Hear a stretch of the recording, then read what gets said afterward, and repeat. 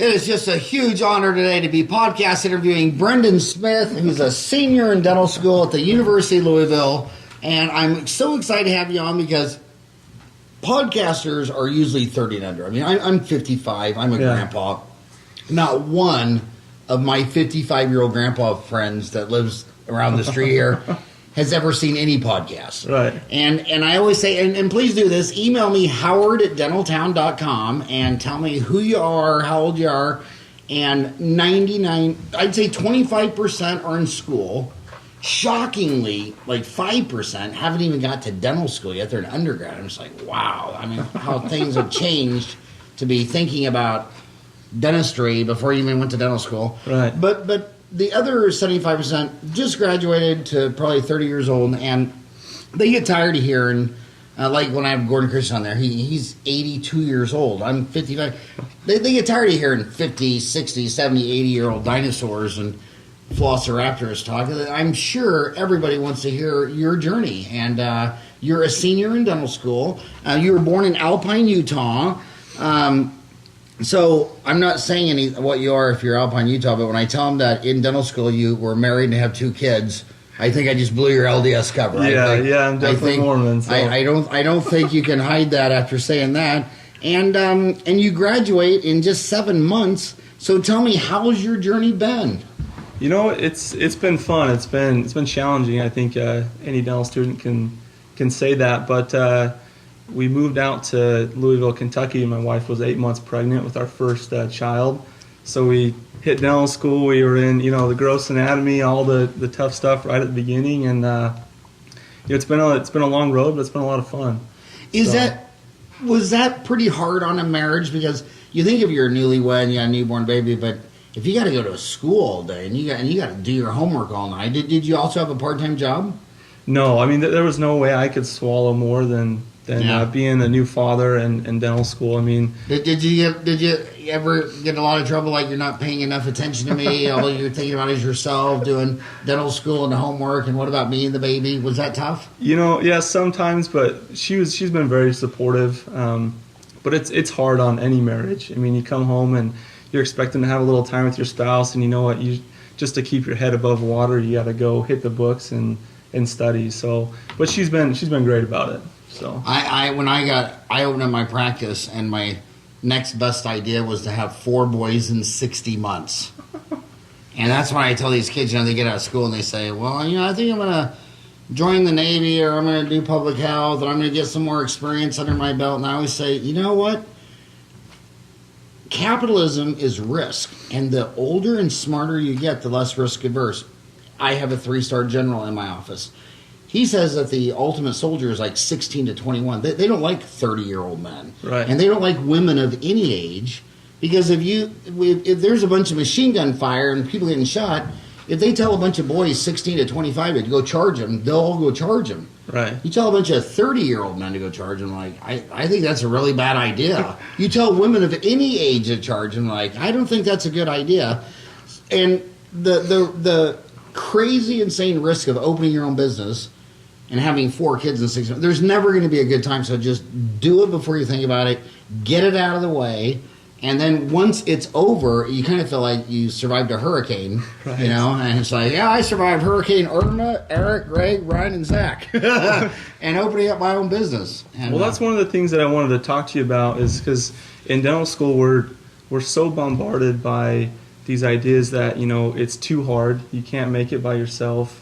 Corporate dentistry is the only way to go. But and I'm afraid where's that message coming from? It's coming from a lot of corporate dental chains that come in and they're trying to recruit you. And so one of my fears is corporate dental chains are going into dental schools and telling you guys that you can't do it alone. Pretty much. I mean, they're not saying directly you can't do it alone, but they're saying, you know what, it's going to be tough, real tough. So, oh my God! What are your opinions on that? Well, my opinion is it's Friday night, and I'm glad I didn't eat dinner before you got here. I just would have thrown up.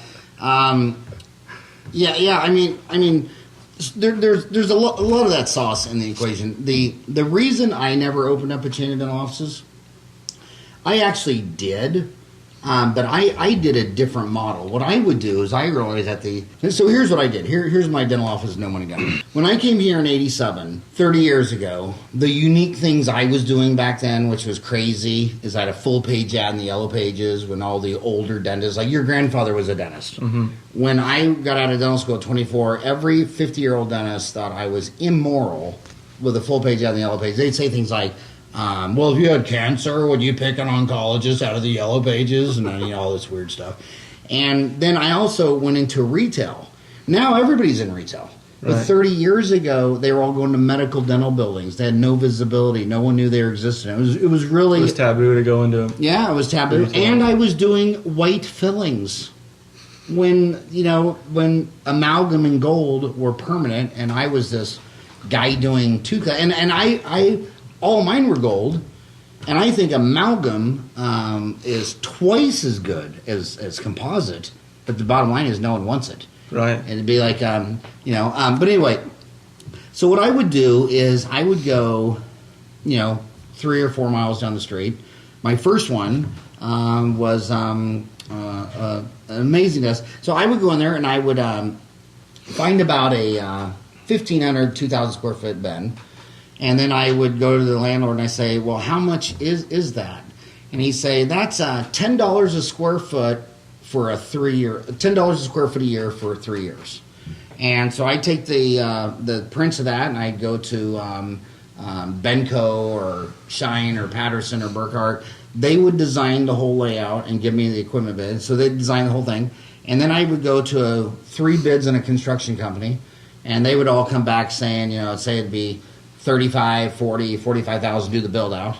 So then I'd take that build out divided by 5 years and by the square foot. So I go back to the builder and say, okay, instead of $10 a square foot for 3 years, I'll pay you $17 a square foot for 6 years. Okay. And you do the build out. So he's looking at my 3 bids. Now he built this whole 20-acre center.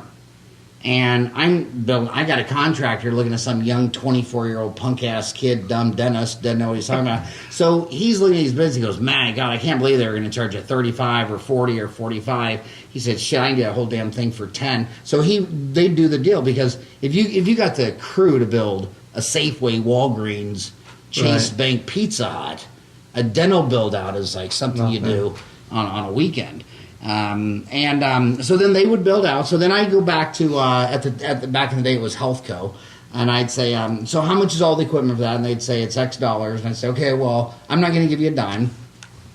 You're going to put all that in there, and we're going to do a 5-year lease. So I had the lease 5 years, then I had the equipment lease 5 years. So at the last payment I own, so lease to own. Mm-hmm. So I'd have no money in there. Then I had a dental office, and you kind of. These girls that work with you, it's tough, because you like them as a human, but they're not really your best player on the team. Right. So then I would get rid of my weakest assistant, weakest hygienist, weakest front office, put them in there, and then I'd hire a dentist like yourself, come out of school, and for whatever reason, just wasn't getting it done. Pulling the trigger, and I'd say, okay, I'll put you in there, and I'll pay you 25% of what the whole thing collects.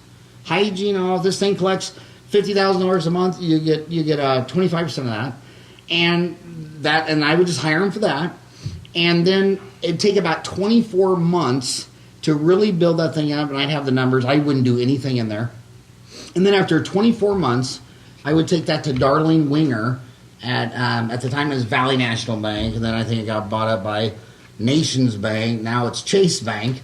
And I'd say, what do you think of this? And she'd say, doing good. And I said, I'm going to go in there with her paycheck on Friday. And I'm going to say, here's your paycheck, but if you sign here for $250,000 on a 24-year note at a what do you call those government loans? An SBA loan. Okay. It's yours, and you'll never see my ugly face again. And they go, are you serious? Because that payment, $250,000 over 20 years on an SBA loan with low interest. I mean, it was like just $1,000 or something. And they, right. I mean, she was so excited. And then I went 4 miles down another way and did. So I did what I did, turnkeys. And the reason I did turnkeys is because what corporate can provide, they can get better locations, they get better buys on supplies. they can get better website design or marketing, and those are almost nothing. Oh, look at you. The product is the dentist. When you look at everyone who's an owner-operator, they're freaking crushing it. Mm-hmm. And when I go to seminars, so you're the owner, and you're sitting there in the front row, and you're taking notes, and you're asking questions. Your associate's over there on Facebook, twittering and tweeting. And after the break, she's 20 minutes late back to her chair, and then she doesn't come back in the afternoon. So and it goes further. When you're an owner-operator, and by the way, there's some of the biggest chains out there, like Comfort Dental, Rick Kirshner out of Colorado. He has 350 locations. He has no associates. Right. Everybody's an owner. Because the owner looks at that second molar and goes, you know what, I think I'm going to try that. And I'm going to do that. I mean, it ended honest. He had to do his first second molar. I mean, it's like when I'm flying an airplane, nothing pisses me off more when some man gets upset because some 1-year-old's losing it. And they're like, and I always say, buddy, how old were you when you were born? What were you born at, 18? I mean, you're stressing the mom out. An endodontist had to do his first, second molar. An owner-operator will attempt it. An associate working at corporate dentistry, oh, yeah, you need to go to endodontist. And which is crazy because a second molar isn't even functional. Yeah. I mean, it's 0 chewing on the third molar, 1/6 on the second, 1/3 on the first, 1/3 on the second bite, and 1/6 on the first bite. And I pissed off more endodontists in my column, Suck It Up Buttercup. I mean, I got hate mail, and I don't even care. And I'm not going back on my word because I've done this 30 years. When you pull a second molar because they don't have the money for a root canal, and they come back to you and I'll say, well, do you miss chewing on that? One person a decade will say, actually I did. I really missed that, yeah. One person a decade. So if you try that second molar, and then halfway through it, you have to pull it, the endodontists are just saying, oh my God, you're immoral, you're satanic, you're Lucifer. And it's like, shut up. It's the only reason you want all second molars saved is because you get $1,500 and you're an endodontist, and endodontists don't get referrals for incisors and canines. They get most of it's second molars. Right. And it's a non-functional tooth. So now let's go to oral surgery. The owner says, oh, you got those 4 whiz? Well, I'll pull those 4 whiz. The associate at Heartland, are you out of your mind? Oh, yeah, you better see the oral surgeon. And now let's talk about the oral surgery thing that pisses all the oral surgeons off. Dentistry Uncensored pisses off more dentists per day than you can count. But look at evidence-based dentistry in Germany. So let's look around the world. When I was little, I lost my tonsils because when you were born in 1962 and you had a sore throat, guess how the ENTs made their money? Scooping out the tonsils and the adenoids. I mean, me and my 5 sisters, we don't have that because it was an insurance code. 4 wisdom teeth are extracted all day long because they exist. The Germans, and in my opinion, the Germans, the Austrians, and Liechtenstein, their average dentist is a lot better than our average dentist. And if you want me to explain that closer, think Mercedes, Volvo, Porsche, and then Ford, Chevy, Chrysler. Okay. And they're just better. I mean, they're laboratory technicians, go to school as long as it is to become a dentist. Yeah, that's and our laboratory technicians learned on the job. Yeah. I mean, their laboratory are like, I'm an apprentice, I'm a master, I'm a sensei, 3rd degree, black belt, porcelain. I mean, it's out of this world. What are their oral surgeons saying? Their oral surgeons saying 30 years, they were like Americans. They pulled off 4 wisdom teeth. Now they pull less than half of the wisdom teeth they just pulled 10 years ago because they can't find any evidences. So again, let's say you have 4 wisdom teeth. You say, well, I can pull these upper 2, but these lower 2 are so impacted. I think I'm going to have to send you an oral surgeon. I say, well, you know what? Why don't you pull the upper 2 and the lower 2 don't need to come out? Right. And if you show them to the oral surgeon, he's going to say, oh, they have to come out because I'm an oral surgeon. I'll get $1,000 for each one. So the bottom line is, what I'm trying to say is, you are the product. And if you come out of that school, if you're married and a couple kids, I don't know if you want to get personal, but how much student loans do you think you're going to have? I asked that question a little while ago to our financial lady, and I'm going to be about 365. So, which I'll tell you what, 365 for being married with 2 kids. You lived within your means. Yeah, we tried to budget I see every day. Single boys in this town that had an apartment in Scottsdale when they were going to dental school at A.T. Still in Mesa or Midwestern in Glendale, lived in Scottsdale the whole time, and graduated $500,000 in student loans, a single bachelor, and had a BMW. Holy smokes. Yeah, and I should say his name on the radio. Or is this the ham radio podcast? So you're the product, and in dentistry, you sell the invisible. And those associates, I mean, number one, you're a millennial. A millennial is anyone born after 1980, right? Mm-hmm. So when were you born? 88. Oh, my God. Yeah, I'm right there. You're a millennial. So when you look at did you read that book, The Four Horsemen? Just a great book. But basically, The Four Horsemen, it was, let me see if I can get this right. Amazon, Apple, Google, Facebook, 2 A's. Okay, 2 A's, an F, and a G. Those are some of the most profitable companies in the world. They got more profit dollars. They make the greatest work environments. And their average millennial only stays within 2 years. Because you're working at Amazon and you're on this project, and Apple calls you up and says, hey, what are you working on? We got this new project. You want to come work on this? And they're like, you know what? That sounds fun. And they quit. And then Uber calls them up. Hey, you want to work on a driverless car? But anyway, so nobody can keep their associates in private practice or in corporate America. In fact, Heartland keeps them the longest, and that's like 2-year average. Okay. And a lot of the other ones, it's like year average. So the bottom line is, who's the only one that stays in the same location for 30 years? The owner. Owner-operator. Yeah. What do you think patients think of every time they go into a dental office, it's a different doctor?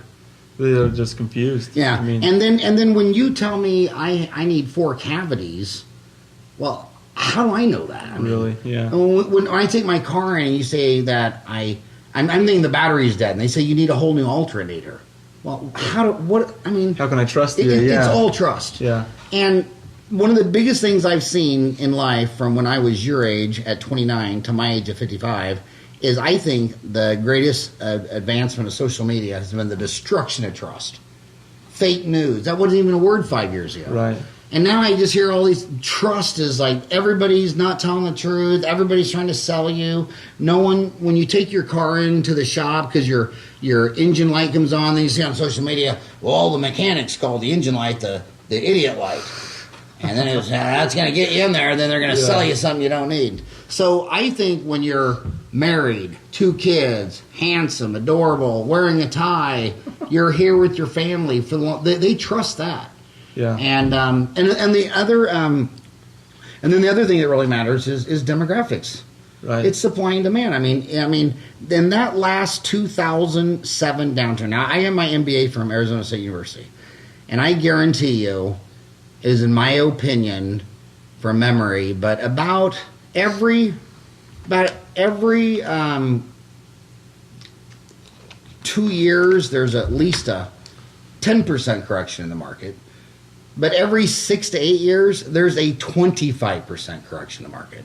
The last one was 2007, or Lehman Day, or that. When was Lehman's Day? So September 15, 2008, and what is it now? November 3rd, 2017. So we're about due for another 25% correction right at the top. I mean, there just seem to be patterns, and then that pattern is based on imperfect humans make imperfect business decisions. And they eventually get so high that they realize that they're imperfect. Right. So the cycle is because you don't have artificial intelligence making these decisions, you have humans. Mm-hmm. But again, when that happened last time, we had about 85 dentists go bankrupt in this town, and they were almost all in North Scottsdale. Okay. And demographics matter. I'll never forget them. But anyway, so, if you told me you were going to go to 455 downtown San Francisco, where they have that huge building with several hundred dentists in that building, I would tell you it'd be better just to smoke crack under a bridge and sell fluorescent light bulbs to or jewelry on the side of the road. So in saying all that, what does it make you think? It's encouraging. I mean, that was one of the reasons that I want to talk to you. I think dental students nowadays need to hear that ownership is still a great possibility, that it's the way to go, and not be scared of it. Come on, a great possibility. Corporate America has about 14% of the dentists and they're doing 19% of the dentistry. So if they got 14% of the dentists, what's 14 minus 100? I mean, so 86% are not corporate, and they're telling you that. So again, that trust, really is what fake they news. It's fake news. They want you to believe that, though, and most of the Because- students they're believing it. because they want you to work for them. And what it tells my homies is you need to spend more time in those dental schools. And if you're busy, what I do with those dental schools, I used to be insane and say, oh, yeah, I'll do it for free, pay my own plane ticket, fly clear across the country, sleep in a hotel, lecture for 2 hours, fly, and there's not enough hours in the day. So what I do now is I just Skype into them for free. Yeah. I'll say, no, I'm not going to fly there. I'm not going to fly to Louisville. But if you want me to Skype into your class, I'll do that. And I don't even think you should Skype into my class because, god dang, I got 1,000 hours of YouTube videos. Yeah. I mean, I don't know why you would need a special one, but my God, if 86% of the dentists right now are private practice. But I'll tell you some things that corporate does better. They do their demographics. Yeah. Well, they've got stuff dialed in really well. Yeah. I mean, for what they do. So now you were born in Alpine, Utah. I was born in California. Where in grew Cali? up in Alpine, Orange County.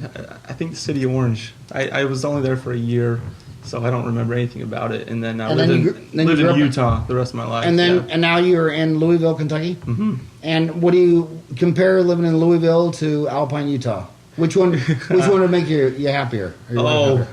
Probably Alpine for sure. But Why is that? Louisville's great. God, you even say it right, Louisville. Yeah, you got to. I lived a summer in Louisville. Oh, you did? Yeah. Yeah, probably just the humidity. If it wasn't for that, I could do Louisville. They got a great Ironman in Louisville every year. Yeah, they do. And you know why everybody loves it? Because they get to swim the Ohio River. Yeah, but you know why? You know why? Because the swim is with the current. Oh, okay. So I thought it was against the current. No. No, you're swimming downstream. Okay. So that's a big lure, and people say to go the other way. It's like, no, you want a lot of people to go sign up for your race. I mean, it's a lot of tourism. Yeah. So you don't like the humidity. No, the summers are brutal. So now, where's your wife born, raised, reared, lived? So my wife, she was from kind of all over the place. She lived in Idaho growing up, and then she moved to Montana, then back to Utah, and that's where I met her. Idaho, Montana, Utah? And what's her favorite spot? So,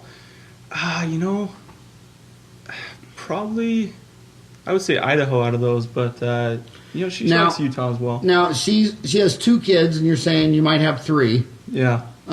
Was she raising 2 kids without her family, her mom, Yeah, sisters? she was completely by herself, so but did she like that, or did she hate that, or was she telling the whole time, we're going to graduate and go live across the street with my mom? No, Ryan, send me doctor demographics. It's been hard, but she's had a good support system because there's a lot of dental students out there that are kind of in the same situation, and so same thing in the military. In the military or in dental school, and they have kids as well, so they'll hang out while the husbands are doing the grind at school. So, but I think their job is probably harder than what we got. So. Oh my God. Oh yeah, I mean, my God, I used to come home from. I used to work in my dental. I think the first year I was open like 7 to 7 because I was young. I had $87,000 student loans. I had all these kids, and I'd come home, and I mean, I thought the most stressful part of the day is you put them all to bed, and every 2 hours someone would wake up. Yeah. And I remember sitting at the kitchen table like feeding Ryan like Cheerios, looking at the clock like, oh my God, it's 3:30. And my first patient's at 7, and I'm just like, and Ryan's eating like 1 Cheerio at a time. That's a lot harder than work. I guarantee you. But the person I'm trying to get at is demographics. Okay. The 3 rules of real estate: location. Business in 3 words: supply and demand. Does your wife have hard feelings about where she wants to live? She wants to be, so all of our family is in Utah. We're not tied to Utah, but we want to be in a place that's at least, a day's drive from there. So we don't have to, put all the kids on a plane. So it leaves our options. Phoenix is only a day's drive. Yeah. How far is it from Salt Lake to Phoenix? It's about, I would say 11, 12 hours. Yeah. So, I mean, you can leave in the morning. It's 19 hours for me to drive home to Wichita. Yeah. 5.5 to Vegas, 6 to LA, 5 to San Diego, But I'll tell you what, you know why I like to, I only drive anymore to Vegas or Utah, Salt Lake. You know why? Why? That is the most gorgeous drive. I mean, you do that, and if an atheist did that drive, he'd believe in God.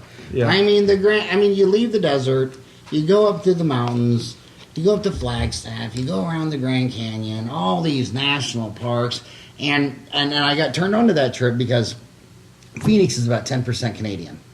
And what's straight exactly 1,000 miles north here? Is it Winnipeg? Is it Winnipeg? Yeah. Yeah, so Winnipeg is exactly 1,100 miles straight up from Phoenix. And those seniors will think, well, I'll get a separate car down here.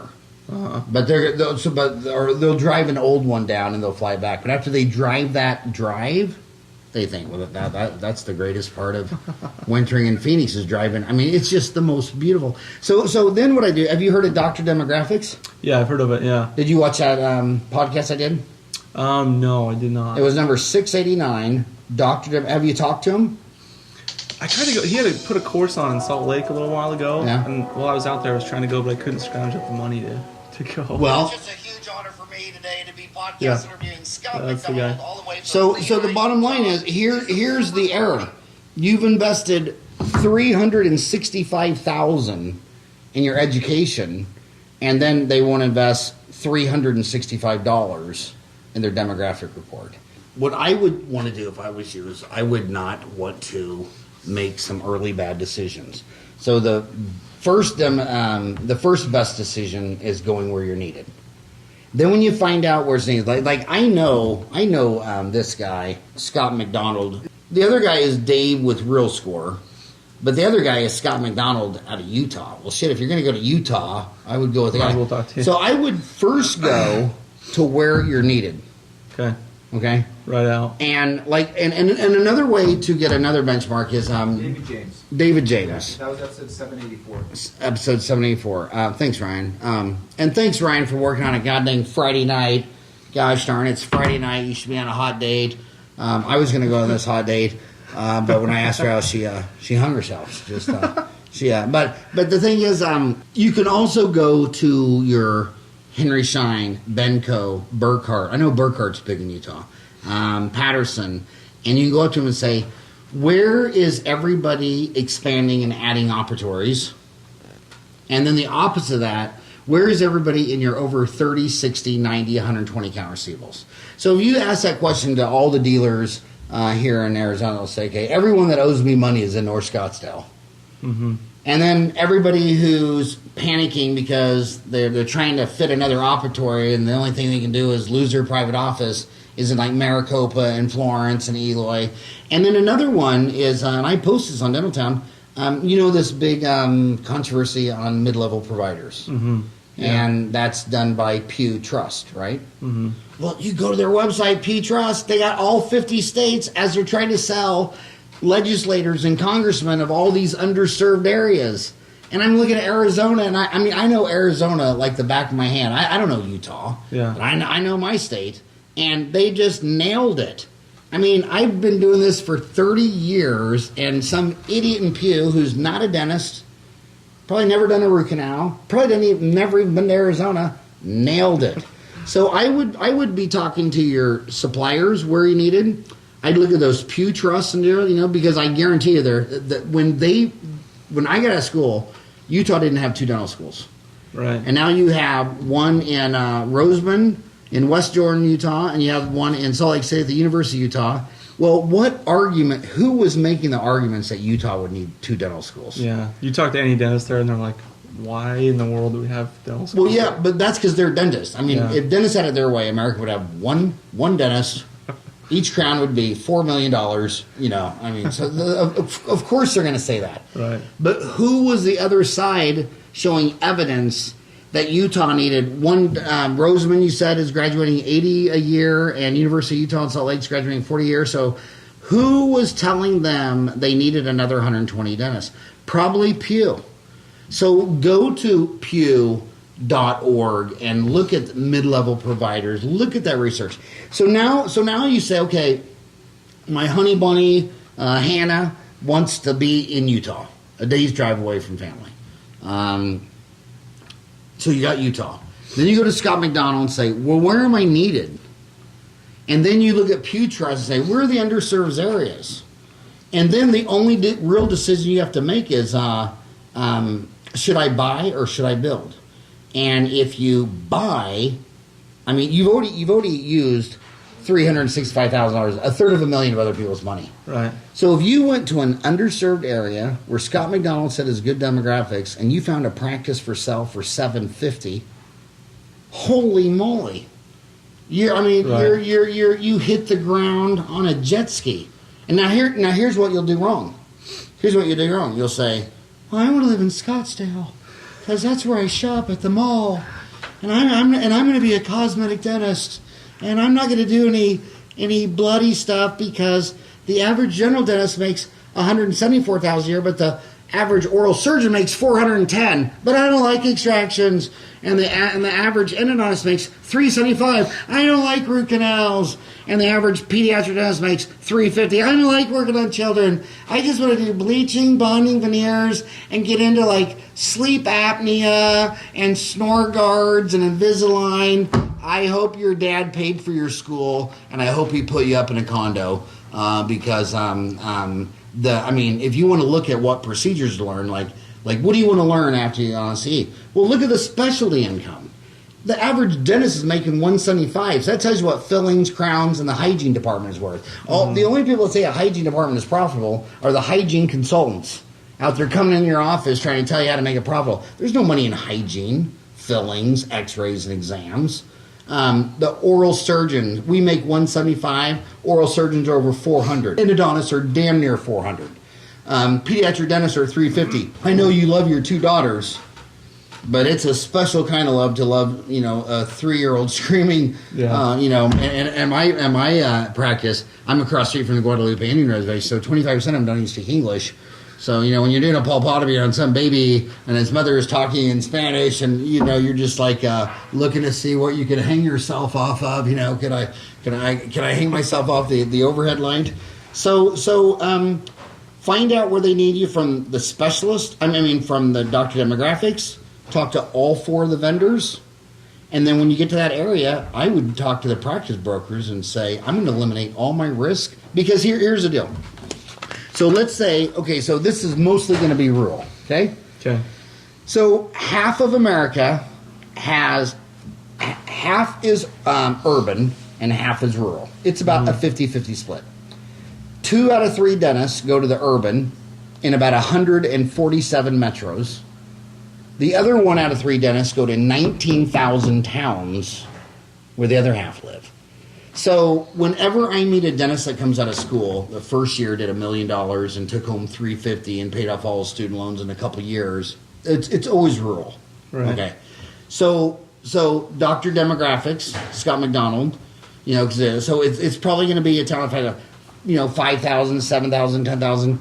So let's say you go to this town that's got 5,000, right? Mm-hmm. And there's 5 dentists. You open up a practice, now there's 6. And that guy who had it listed for $750 and you didn't want to buy it, so you open up 6. Now he sells it to somebody young like you who's young and has vision and has energy and is feeding baby. If you have no idea how much more energy you have at 29 than I do at 55. I remember when I was 29 looking at guys my age and saying, why are they so slow? Why don't, so this 65-year-old guy is selling the town, selling his practice. You buy that, now there's still only 5 practices. Mm-hmm. You open up your own, now there's 6, but that 65-year-old is going to sell it to a 29-year-old. And now when you're out there hustling and doing a great website and SEO and doing everything that you should be doing, you got some other highly energetic young 29-year-old dentist doing it. Yeah. So that would be my biggest words of wisdom. No, thanks for that. I appreciate it. Another thing that I wanted to talk to you about, because I read your book. I thought it was awesome. Uncomplicate Business, and buy it on Barnes & Noble. Don't buy it on Amazon. Okay. Yeah, I loved it. I'll tell you what, I'm an Amazon Prime member, and I would like to meet. If you've ever received an Amazon package in 2 days, please email me, howard@dentaltown.com, and tell me what the hell you ordered. My 2-day Prime. I mean, it's so amazing that marketing. If you say it enough time, everybody believes it. Yeah. I've never got anything in 2 days from Amazon. My God, it's like there's 2 scoops of raisins in every box of Raisin Bran. Why do they say that? Because there's no raisins in there. Yeah. But if they tell you enough time, you actually, when you do find a raisin, you think there's a raisin. American cars always talk about a warranty because their cars suck. Yeah. Japan and Korea and Germany never talk about bumper-to-bumper warranties because their cars don't break. Right. So what would you say, Howard, about the importance of people skills and coming out and starting your own practice? I mean, I know you talk a little bit about in your book, people, time, and money, and you spend a huge section about, the importance of developing those. But for, dental students who have been in school for 4 years and, all they're focusing on is teeth, and they don't realize that there's a whole other component that is, just as, or if not more important than the clinical side of things. What would you tell well, them? I would say that I'd say that number one, the United States of America is a very weird term. No one refers to Europe as the EU because you couldn't compare Germany to Greece or even Portugal to France. So the Think and Grow Rich, Napoleon Hill, how to win friends and influence people. It's a very different people in Alabama than it is Orange County. Right. And it may be very different from Provo to Alpine to Salt Lake City. And so what I would do is, again, when you buy a practice, let's say you had 2 practices for sale, and they're both doing the same numbers. But one office had 4 employees, the average one had been there 3 years. And the other one had 4 employees, the average one had been there 12 years. The 12-year relationship has trust with the patients that you're buying that practice. And what do the young boys do? They buy that practice, and they say, I'm going to get rid of all these old ladies and get some new ones. I pitched this idea, and they didn't. They keep telling me, well, that's not how Dr. Cranston used to do it.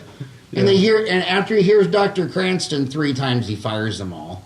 Then all the patients in that town say, wow, man, Brenden, Dr. Smith only worked there for a year and everyone quit. I mean, Joyce and Jamal, they were 2 of the greatest people in the world, and they quit. Yeah. So, evaluating that staff, and then I always say the best thing to do is, for people skills, I would tell everyone, do the Toastmasters, where you have to learn how to talk to people. And I think 2 of the greatest gifts that I did was, any art center has a comedy club, and the comedy art teacher was Tony Visich, and the course was Monday, Wednesdays from like 6 to 9 or something, and then Friday was a stand-up live, and it was 6 weeks. And Mondays and Wednesdays you had to work on your jokes and your lines and presentations. Then they give you 5 minutes at church stage. And what I love about stand-up is there's no props, there's no overhead. There's just you and a mic, and you've only got like 20 seconds to win them over. And then the other class I took, which is even more fun, is improv, where they get 5 people out there. Then all of a sudden they say, okay, you're a dad and you just came home and your wife, is sleeping with your neighbor, whatever. And then boom, you guys got to act it out. And it's getting you just to relax and communicate. But you're handsome. I've been telling you the whole time, you make eye contact. You're wearing a tie. When you came in, you gave me, look at that smile. I mean, I think you'll crush that. As far as trust, you're married, you got 2 kids, and always remember about your reputation, that you can destroy your lifetime reputation in 5 minutes. Look at Harvey Weinstein. I mean, that was one of the biggest movie moguls in the world, and boom. I lived through, you're probably too young to remember Clinton when the Monica Lewinsky scandal came out. Oh, I remember that. Do you remember that? You're 29 and you remember that? Wow. I was pretty young, but and now Kevin Spacey. So what you always got to remember, my dad used to tell me that he was Catholic. He went to mass every single morning, 7 days a week from birth until I left home. And my dad used to always tell me, I used to hear him on a Sonic Drive-In, and a lot of the other kids, they weren't Catholics or they didn't believe in God or whatever. And I remember he used to argue with this one guy, Gary Gibson, and Gary Gibson says, I don't believe in that. He said, Gary, if you don't believe in the Bible, just remember this. Do you want to see what you did last night on the front page of the Wichita Eagle and Beacon? So if you don't believe there's a man up there, I don't give a shit. But there is a Wichita Eagle and Beacon newspaper, and if you don't want to see your face on the front page of the paper tomorrow, don't do it. And I always thought, man, awesome. that's the best morality in the world. Yeah. So you're in a town. I mean, you'll have trust. You're selling the invisible. When you tell them they have 4 kids, they're just looking at you and they're thinking, well, if you buy, and that's what I recommend. I'll give one other advantage of buying. Let's say there's 2 different types of kids. Let's say there's a single kid, $200,000 in student loans, and he's single. And then there's a married kid, say he's twice as much, $400,000 student loans, and he's got a dependent wife and 2 dependent kids. So then there's 2 practices for sale. One's $750,000 and one's $1.2 million. Well, you're buying a cash flow. Mm-hmm. So if you told me, and if I said to you, what would rock your world? You said, you know what, to make my student loan debts and give my wife the lifestyle she wants and the kids and whatever it is, whatever rocks your boat. He said, you know what, I'd like to I'd really love to make $25,000 take home a month. Well, that's the easiest thing in the world to do. You can buy dental offices all day long that have that cash flow. That's one of the reasons Heartland got so big. You know why Heartland got so big? Same reason Orthodontic Centers of America do. If you go to sell a house in Salt Lake or Phoenix, if it's 3-bedroom and 2-bath, it's liquid. You can turn a 3-bedroom, 2-bath house into cash probably in a week in Phoenix. I can turn a stock or a bond into cash instantly. 3-bedroom, 2-bath. My house, this neighborhood, there's 38 homes for sale in the Equestrian Center, because once you're over $1, $2, $3, $4 million, they're illiquid assets. These basketball players, these Arizona Cardinals, these Suns, they'll come build some 9-car garage, 15,000 square foot house, and then they'll get traded. Well, anybody who could buy a house that big doesn't want your house. Right. His little Miss Muffy sitting on a stool doesn't like the whatever. She builds her own. So these bigger practices are illiquid assets. So all my, like Bruce Beard, he had a $4 million practice. Well, what kid could come out of Louisville and buy Bruce Beard's practice in a small town for $4 million? I had another friend up there in Lake Havasu. He for years and years and years, and to this day, if you have a $750,000 practice, it's pretty liquid in urban. Right. In rural, I can give you names of 10 dentists last year who, after it was for sale for 2 years, health problems, getting older, just walked away and closed it down. And I'm sitting there thinking, I know several offices. There's Threads on Dental Town in Illinois.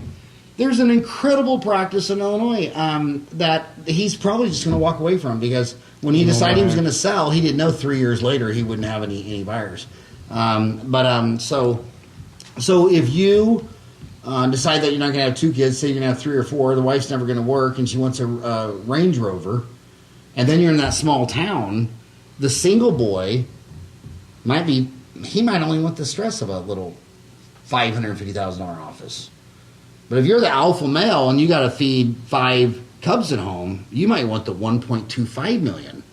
Right. But the bottom line is, in dentistry, you tell me how much money you can make, I'll find you the dental office and sell it to you tonight. It's not a matter of if, it's there. And then what if the area's questionable demographics? Well, starting up a new practice, high risk galore. But again, you're buying an existing practice. So if you're at the corner of 3rd Street in Maine, they say, don't go there, dude. There's a dentist on every corner. That means don't go start a practice there. But if you already got Dr. Jamal, who's been in there with his assistant Shawanda for 15, 20, 30, 40 years, and they got $1 million machine, they got employees that have been there 6, 7, 8, 10 years, they got their number, they got their client base. And then I'll tell you where it's gone downhill from when I got out from you, is when I got out of school, the owners carried. Now, let's say we go back to little Alpine. How many people live in Alpine? Oh, geez, probably 10,000 or so. And by the way, the reason I'm asking, the reason I'm doing so much talking is he wanted to come over and ask me questions. He didn't want to come over and do a podcast. I just turned it into a podcast. Because my thinking is, if he's got these questions, 1,000 other kids do. But let's say you go to Alpine and, what was the... and 30 years ago, buy a practice. Mm-hmm. From old man McGregor. he would carry it for 7 years at 10%. Well, that meant for 7 years in Alpine, he was going to the LDS ward and saying, "Oh, that gosh darn Brenden Smith, best dentist I've ever seen. Good thing I retired. I'm blind, can't see, my hand's shaking. He's better work." And then you got to upset patients. Well, Mrs. Cranston called and she's all upset. She wants to turn me over to the board and sue me. And he settled down. I've known her for 20 years. You know what I mean? Yeah. He's your financier, so he has all the incentives for you to work. You know what they do now? Oh, screw that. We'll have Bank of America. We'll have someone else do it. I'm going to sell you this whole load of shit. Fly out of town tomorrow.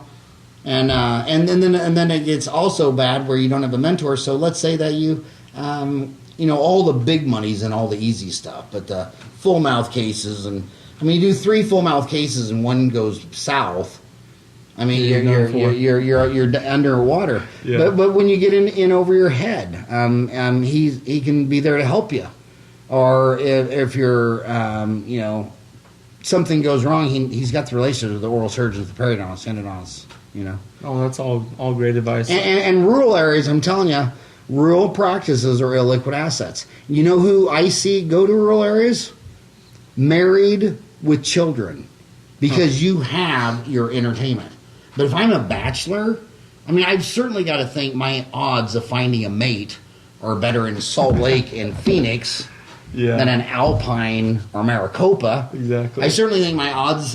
They know your odds are better of getting a date if you have a iPhone over a Samsung Droid. See, you're married, so you have a Droid. I'm single, so I have an iPhone. You have an Apple Watch. You're hotter than if you have a Swatch. You know. So if you're married with children, you've already got your internet. When you come home, you don't want to go hit the clubs. Yeah. You don't want to go hit family. the bars. You don't want to hang out with and listen to music and all that annoying crap. You've got the party at home. Yeah. If I could ask you real quick, I've got a buddy who's doing a startup right now. He started a practice straight out of dental school. He wanted me to ask you if there is a most effective way to market a startup. Any comments on that? Yeah. So when I did guerrilla, He's in a rural town in Idaho. I did guerrilla marketing before it was a term. Have you heard of guerrilla marketing? Yeah. Yeah. And so when I opened up my practice, I went to a visible location. So I was in a 20-acre center at a Safeway, a Walgreens, a Chase Bank, a Pizza Hut. Because he's got a McDonald's, a grocery store, brand new. So it's a growing area. So I always did the best guerrilla marketing. So what I did on Saturdays and Sundays, I took a backpack with gloves, mirrors, explorers, toothbrushes with my name and phone number on it. I went door to door to every single house in Ahwatukee, 8504. It was about 23,000 people. And I would go to a door and they go, 2 out of 3. Well, you were a missionary, right? Yeah. I So was. you know what's going door to door. What was the rejection rate? What was get off my porch? Oh, it was out of 10? 99.9%. Yeah. See you later. So if you're happy with the guy in the mirror, rejection is like whatever. I'm my patients that sell the most cars. They say the reason no one can sell cars is because it's 25 to 50 rejections to sell a car. But every time I get a rejection, I always say, okay, that's number 12. That's number 16. Because I need 25. And so every rejection was like, yeah, I'm closer to 25. Yeah. And then I'm going to sell a car. And 2 out of 3 houses just thought it was incredibly weird. I've already got a dentist. I've never had a dentist come to my door. I was like, whatever. I mean, I was 24. Third house, some fat drunk had answered the door in his underwear and goes, and I tell my dentist, he goes, well, you know what? And I'd like put down my backpack and put on my gloves and a mirror, and I had my flashlight, and we'd talk and bond, and in his wife beater shirt on his porch, and I just loved it, and I loved pressing the flesh. Every third house made an appointment. And then I'd upsell that. I'd say, well, when you come in, do you want to bring your wife and kids? I mean, does the whole family? Are you married? Do you have any kids? So I could upsell, like the mom would tell me about, do you think she's going to need braces? And I'd look at it and I'd say, I don't think she needs braces, but I think she needs her teeth cleaned. When's the last time she had her teeth cleaned? Oh my God, I can't even remember when she had her teeth cleaned. Well, let's get her in, and all that kind of stuff. The other guerrilla marketing thing I did that every Saturday and Sunday. It took me, I think, 6 months to knock on every house in Ahwatukee. That is guerrilla marketing. Number 2, I'm a hustler. I just don't like lazy. You can't fix stupid and you can't fix lazy. That's why America needs to get rid of the Department of Immigration. The biggest dichotomy I have in America is you say, well, why is America the greatest country in the world? Well, it's all those immigrants that came from all those places and all that. I said, well, what is your ethnicity? I'm white. But I mean, what? German, French? Yeah. German. So, Germans, we're Irish. 1 million Irish washed up on the shore 40 years before they had a Statue of Liberty. You say, well, what made America great? Was it the existing native population? No, it was millions and millions of people. And then in 1914, they started the Department of Immigration. And you say, well, don't you think we should tear that wall down and open up Ellis Island for the whole world? Oh no! It's like, how does everybody know the right answer that what made this country was immigration, free immigration for century over century over century, and now they don't realize that's why they're stagnant. I mean, the only way, like in Arizona, these strawberries rot in the field because they can't get any migrant workers because you scared them all back over the wall, but everybody in those small towns are on welfare, and they got free food stamps and welfare, so why the shit am I going to go work in a field?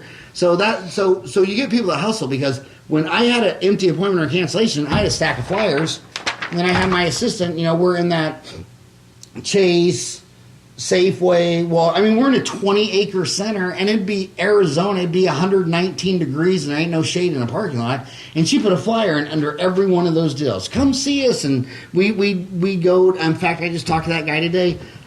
We go to his house, and we take a staff photo of all of our pretty faces, and he did fun stuff like we'd be on a ladder or this or that, and they'd see these beautiful faces, and we're right here in the Safeway Plaza. We'd have a diagram of the Safeway Plaza because there's Elliott and there's 48. So if they're over here on the Elliott side, they might not know that on the other corner of this deal is my freestanding dental office, Stays Dental. Another thing I used to do, unbelievable.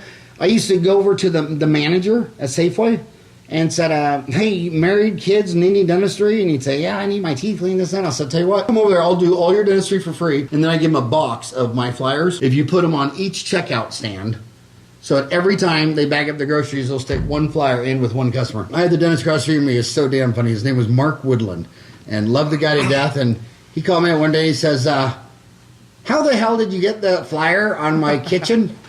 He goes, I came home, there's a flyer in the kitchen. Wife don't know where it is. I don't know where it is. Didn't come in the mail, no envelope. I'm just curious. How the hell did your damn flyer get on my kitchen table? That was like 1987. So I told him what I did, and he said, you're so funny. You hustle so much. Another thing I did, every time I had a baby, I would take out, Ahwatukee had its own newspaper. Mm-hmm. So I'd take out a full-page $500 ad back then. Dr. Howard Farran would like to announce his new patient of the month, Eric Wells Farran, born time, blah, blah, blah, blah, and it'd be a picture of me and their mom holding the baby. Oh my God, that ad was $500. I'd probably get like 3 car seats, a couple wagons, big wheel, 100 Hallmark cards. In fact, what we did with each one of those, just what was so cool is, you don't think about this, but when you go buy a newborn baby boy card at Hallmark, well, there's only like 4 or 5. Because we'd stack them up, and it would almost be like 4 equal 4-inch piles of the only 4 cards at Hallmark. Yeah. Congrats! But that's guerrilla marketing, building trust. Well, he's a good guy. He's married, just had a kid. He's proud of his boy, his baby. In fact, Dr. Mark Woodland, when that full-page ad came out, he actually tore it out of the Ahwatukee News, came all the way across. He was across the street from me. Came all the way across from me, and he said, hey, that was the best dental marketing ever seen. He goes, I tip my hat. That was the best I'd ever seen. What's more guerrilla marketing? Going to all the beauty salons, bleaching came out. Now, I don't want to say this, and I want to get out because people are going to think, okay, this is bullshit, grandiose thinking. But just by luck, where I live, the guy across the street was the Arizona rep for Omni Pharmaceuticals. and they had fluoride treatments. That was Omni White was the first in-office bleaching tray. Okay. Well, he lived across the street from me. We were buddies. The kit was $900. Nobody would buy it. And he says, you got to buy it. I said, $900? I could buy a Lazy Boy for $900. You could buy a new sofa for I'm not buying that $900. So I think his name was Dave Keating. But anyway, so he gave me that box. So what I did is I told staff, I called Gordon Christian, because he's the god of dentistry. Yeah. I called him up in Provo, and he said, well, it's brand new. There's no research. Nobody knows anything about it. I said, well, what do you think? And he goes, well, it's a tooth. It's like an elephant's tusk. It's ivory. It's just carbamide peroxide, thixotropic, 10%. And then he said, why don't you try it on yourself? So I took all the staff, and we said, because they all want the Greta whitening. So we all took impressions, made trays, and we all decided we were only going to do our upper. So we all did our uppers, and we wouldn't do our lowers. And oh my God, it was stunning. The uppers would be white, and the lowers would be yellow, brown. Then we'd tease each other. We should make trays and soak our lower teeth in coffee and mud and Dr. Pepper. And just started selling the crap out of bleaching. So then I would go to the all the beauty salons. Uh-huh. And I tell you, if you'll put your before and after picture, I'll do whatever you want. I don't care if it's bleach. I'll do a smile maker. I don't care if it's bleaching, bonding, veneers. I don't care what you make. These beauty salon girls are, they're better than hygienists. Because hygienists, their customers are coming there. Most of their customers are coming there because their insurance covers it 100%. Yeah. But the cosmetologist is doing $200 hair treatments. I don't know if your wife bleaches or blondes or curls or permanents, or if you're lucky, she'll just shave her head and wear a wig. These girls, there's a lot of girls in America that pay like $200 out of pocket every 3 months, and they're very particular who they'll go to. So I was going to each one of them, and I not one I would say, they'd all say, are you serious? You'll do you'll do a smile makeover. Some of them needed braces, and I had gone to Brock Rondeau. I'd gone to the best one is Richard Litt. He's the only board certified orthodontist. He used to be the clinical instructor at the University of California, San Francisco, then the University of Detroit, Michigan. His program was FORCE, Faculty Orthodontic Research Center of FORSE, Faculty Orthodontic Research Center, something. And so some of them needed 2 years of braces. Some needed, some got veneers, some got bleaching, bonding. But I think I had every parlor. Their head mama was on it there, and it was dentistry by Dr. Farran. So, like the most famous cosmetic dentist in the world is like Dr. Rosenthal and Appa. But shit, they're in New York and Dubai. Right. And they charge $50,000 for veneers. Well, what the shit does that do with Utah or Arizona? There's none of our patients. Nobody in Ahwatukee is going to fly to New York or Dubai and give Dr. Rosenthal or Dr. Michael Appa $50,000. But when they sit there and say, oh, that was done, Dr. Farran, right there at Today's Dental. That was amazing. And then another huge guerrilla marketing thing I did was my two older sisters were nuns, and I knew the dentists that did their dentistry free. And the cloistered Carmelite monk was in Minneapolis, St. Paul. It was in Lake Elmo, a suburb of Minneapolis, St. Paul. The other one was the Immaculate Heart of Mary Nun in Wichita, Kansas.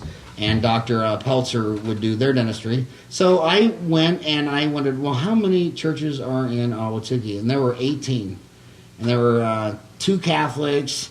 There was a bunch of Lutherans, a bunch of non-denominationals. And I told them that somebody's doing my nun sisters for free. So I'll do the pastor free. That's why I like priests the most, because they're not married, they don't have a bunch of kids.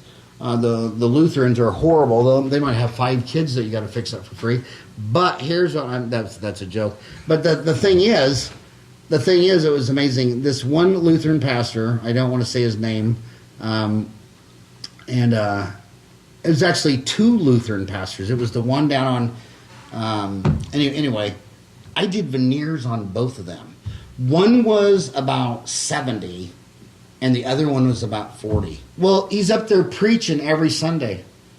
And what was amazing to me, you know who it all sent in to get veneers done? All the grandmas. Yeah. I'm sure your wife is young and beautiful and hot, and the last thing she'd want to do is shave down her teeth. It was all these 60, 70, 80-year-old grandmas looking at Pastor Don like, oh my God. And they come and go, what did you do to your teeth? And he says, right across the street from the church, I went over to Dr. Farran, he fixed them all up and everything. Next thing you know, this 70-year-old lady's in her chair saying, he looks 15 years younger. I want that. So again, I would say marketing should make you feel something. Why do people like roller coasters? They feel something. Yeah. Why is this big movie out going to do $100 gazillion? They want to be scared. Right. They want to. They want to. They want to see a commercial that makes them cry or laugh. A static flyer, like on your website. You know, you go to a website, and the dentist always got some image of himself. It looks like his DUI mugshot at the police station. Should be a 1-minute YouTube video. Yeah. And you should be flanked with your wife and kids and borrow a dog and a cat and a bird and, you know, get a bunch of people. So then they watch you say, because there's only two markets. They're afraid of you and they're afraid of the cost. Hey, are you afraid of the dentist? Come on, really? Come see me. I went to dental school because I used to be afraid of the dentist. My grandfather was a dentist. I mean, you know, if you raise your hand, I'll stop. We have laughing gas. We can give you about hell, we can put you to sleep. But I guarantee if you're afraid of the dentist, I should be your dentist. And if you're afraid of the cost, I'll tell you this. We work with Care Credit, all these places, but I've never seen a mouth on earth that I couldn't fix up for $99 a week. Yeah. $99 a week. Shit. And where'd I steal both of those from? The only 3 publicly traded dental offices on the planet. 2 of them are in Australia, one 300 Smiles, the other one's Pacific Dental Group. They're both out of Australia. And then, what is it? Q&M? Q&M out of Singapore. They found the sweet spot.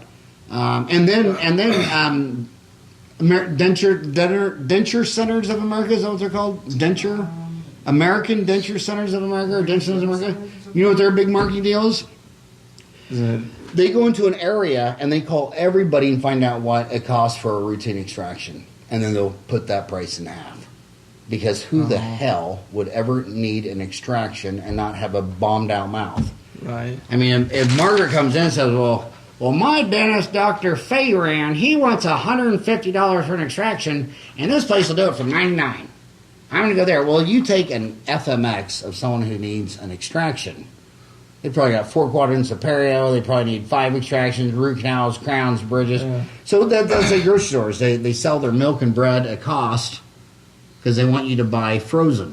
Mm-hmm. You know, perishables, all the fruits and vegetables that you should be eating, that's a negative because they have at least a 25% waste pilferage deal. Canned goods, but frozen is where if you give them $3, you know, they'll make their money. I'm just I didn't think I'd ever be, you know, sitting here doing a podcast interview with you, but I'm really grateful for your time, and you're a inspiration to tons and tons of people, and you definitely have changed the way I think about things, and reading your book was awesome. So I'd recommend it to any dental students who are listening, and really grateful for the opportunity. So, well, you know what? It's called Paying It Forward. I was a little bitty. So I grew up so damn poor in Wichita from birth to 10. I didn't even know there were people that had air conditioning in their own house. My dad saved up his money, bought a Sonic drive-in, and boom, he started making money. And we moved out to the suburbs. I was blown away. But he opened up one every year, and after 3 or 4, he moved out to the nicest part of Wichita. And my next door neighbor was Kenny Anderson, the dentist. And I think I was in... No, I don't know how that was. I'm thinking, how old are you in the 6th grade? I went over there, and my dad was the love of my life because I grew up with 5 sisters. My little brother wasn't born until I was 17, and I hated democracy because every Monday Night Football is like, can we watch Monday Night Football? Well, let's vote. Okay, who wants the Big Valley or Bonanza or whatever, you know? Who wants Monday Night Football and be, you know? I learned that democracy didn't fit minorities, but Dad was the love of my life. He was my everything, my hero, my everything. And but he made hamburgers and fries and Cokes. And then I go talking to my next door neighbor. I'm knocking on his door, you know, and he'd let me in. He'd sit on the couch. He'd talk to me for hours. Then I'd say, well, can I go to work again tomorrow? Because like maybe school be out or deal. Mm-hmm. And he'd always say, sure. And then at lunch, all the dentists on the west side of Wichita on West Street, they'd go eat at West Side Bowling Alley. Talk about camaraderie. That's why I like Dentaltown. I mean, dentists should all get along. Your competition's, big screen TVs and Disneyland. All the dentists on which side of Wichita, they all go eat at that bowling alley. I'd be his date. He'd buy me, and I can remember eating the ham and bean soup and a sandwich and a BLT, because I only ate cheeseburgers, onion rings, and French fries. And my God, that guy hounded me forever. And I'm just paying it for us. Thanks, Kenny Anderson. By the way, he just celebrated his 50th anniversary in his practice. Still knocking it out. Smokes. Right there in Wichita. Still lives on Hidden Lakes Estates. Thanks, Kenny. So, and then I want to say one last thing to you. Okay. 30 years of this. The kids that come and are knocking on your door, pressing the flesh in dental school, I've watched them. They float straight to the top. The fact that it's Friday night, it's dark, and you're down here pressing the flesh, running for mayor, I guarantee you there's no chance you're not going to crush it. Well, thanks. I appreciate it. Really, I can't say enough. Thankful for the opportunity to come out and meet you. I wasn't expecting to be here, so appreciate it. And most importantly, good luck with those kids. Yeah, I'm going to need it. So. All right, buddy. All righty. Take care. Ryan, thanks for doing a Friday night.